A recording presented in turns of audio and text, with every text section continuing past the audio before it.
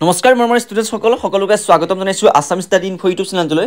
তো মৰমৰ ষ্টুডেণ্টছসকল যোনসকল ছাত্ৰ ছাত্ৰী এবাৰ মেট্ৰিক পৰীক্ষা দিছা তোমালোকৰ মাজলৈ আজি এইটো ভিডিঅ' লৈ আহিছোঁ। তো বহুতো ষ্টুডেণ্টে ৰিজাল্ট চাব নাজানে, যিহেতু তোমালোকৰ মেট্ৰিকৰ পৰীক্ষাৰ যিটো ৰিজাল্ট একেবাৰে ওচৰ চাপিলে। তো তোমালোকে ৰিজাল্ট কেনেদৰে চাবা, একেবাৰে কম সময়তে তোমালোকৰ ৰিজাল্টটো আহি যাব, কোনো ছাৰ্ভাৰ প্ৰব্লেম নহ'ব।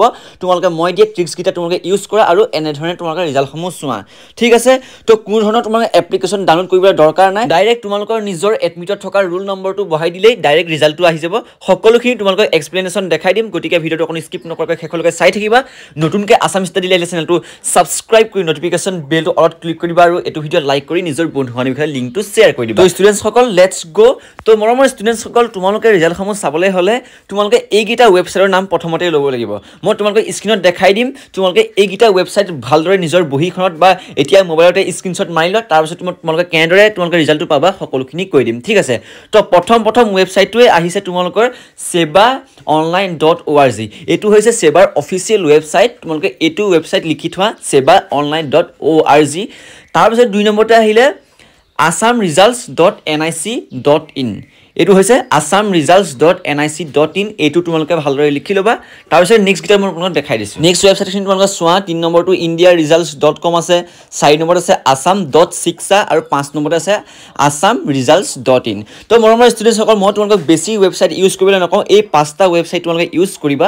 তাৰপাছতে এতিয়া মই তোমালোকক গুগল ক্ৰমত বা তোমালোকে যিকোনো এটা ব্ৰাউজাৰত অ'পেন কৰিবা, মই তোমালোকক লৈ যাম এতিয়া কেনেদৰে চেক কৰিবা। তো মৰমৰ ষ্টুডেণ্টছসকল মই গুগল ক্ৰমটো অন কৰি লৈছোঁ, গুগল ক্ৰমত ভাল হয়। তো তোমালোকে ইয়াত সাৰ্চ কৰিবা sebaonline.org, sebaonline.org সাৰ্চ কৰিবা। এইটো হৈছে সেবাৰ অফিচিয়েল ৱেবছাইট। মই যিকেইটা তোমালোকক ৱেবছাইট দিছোঁ সেইকেইটাও তোমালোকে ইউজ কৰিব পাৰিবা, কোনো কথা নাই, কিন্তু মই sebaonline.org এইটো হৈছে অফিচিয়েল ৱেবছাইট। এই অফিচিয়েল ৱেবছাইটটোত তোমালোকক ৰিজাল্টসমূহ চাবৰ কাৰণে মই অনুৰোধ জনাম, ঠিক আছে।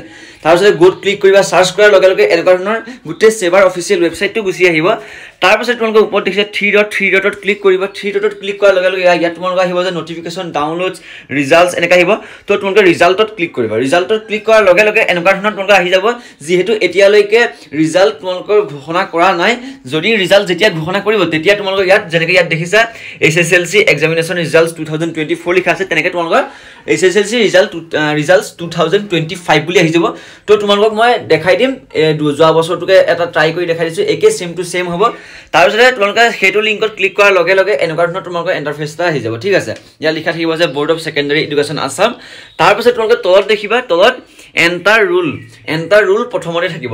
তাৰপিছত তোমালোকে ইয়াত দেখিছে চিলেক্ট কৰিব দিছে। এই চিলেক্টটোত তোমালোকে যিটো কোড আছে তোমালোকৰ এডমিটত সেইটো তোমালোকে বহাব লাগিব। ইয়াত মই B24 বহাই দিছোঁ এটা আনুমানিকভাৱে। তাৰপাছতে ইয়াত তোমালোকৰ যিটো প্ৰথমটো ৰুলটো তোমালোকে যিটো তোমালোকৰ এডমিটৰ আছে ৰুলটো, সেই ৰুলটো বহাই দিবা। তাৰপিছত তলত এটা দেখিছে এণ্টাৰ নঙত তোমালোকে যিটো নংটো থাকিব তোমালোকৰ ৰুল আৰু নং যিহেতু এডমিটত থাকে, সেই ৰুল নংটো বহাই দিয়াৰ লগে লগে তাৰপিছত ইয়াত ফাইন দেখিছা, এই ফাইনটোত তোমালোকে ক্লিক কৰি দিলে এনেকুৱা ধৰণৰ এখন তোমালোকৰ মাৰ্কশ্বিট আহি যাব। এইটো এটা কপি আহিব, ব্লেক এণ্ড হোৱাইটৰ, অৰিজিনেল টাইপৰ নাহে, ৰঙীন নাহে। যিহেতু তোমালোকৰ অৰিজিনেল যিখন মাৰ্কশ্বিট থাকে এখন ৰঙীন থাকে, কিন্তু ৰঙীন এখন নাহে, এনেকুৱা ধৰণৰ এখন কপি দিব তোমালোকৰ, ঠিক আছে। তো তোমালোকে এনেকুৱা নাম চাম থাকিব, তোমালোকৰ ৰুল নাম সকলোখিনি লিখা থাকিব এডমিটৰ দৰে। তাৰপাছতে তোমালোকৰ মাৰ্কছখিনি আহিব। মাৰ্কছখিনি তোমালোকে যোনটো ছাবজেক্টৰ লেটাৰ কৰা সেইটো ছাবজেক্টৰ কাষতে এনেকৈ LL লিখা থাকিব, ঠিক আছে। দেখিছা যে তোমালোকে ৰেড মাৰ্ক মই দেখাই দিম, LL লিখা থাকিব যোনটো ছাবজেক্টত তোমালোকে লেটাৰ কৰা। আৰু যদি তোমালোকে গ্ৰেছ মাৰ্ক দিয়ে তেনেহ'লে প্ৰতিটো নাম্বাৰৰ মূল অল টোটেল নাম্বাৰটোৰ লগত প্লাছ যিটো তোমালোকৰ 2, 3, 4, 5, 6 এনেকুৱা গ্ৰেছ মাৰ্ক দিলে প্লাছ বুলি তোমালোকে লিখা থাকিব, ঠিক আছে। তো প্ৰতিটো ছাবজেক্ট আছে ইয়াত তোমালোকে ইয়াত দেখিছা এইখন মাৰ্কশ্বিটত এজনে ডিষ্টিংশ্যন পাইছে, 530 পাইছে, ঠিক আছে। তো মৰমৰ ষ্টুডেণ্টসকল তোমালোকে এনেকুৱা ধৰণে ৰিজাল্টসমূহ চালে অতি সোনকালে তোমালোকৰ ৰিজাল্টসমূহ আহি যাব আৰু কোনো ছাৰ্ভাৰ প্ৰব্লেম নিদিয়ে।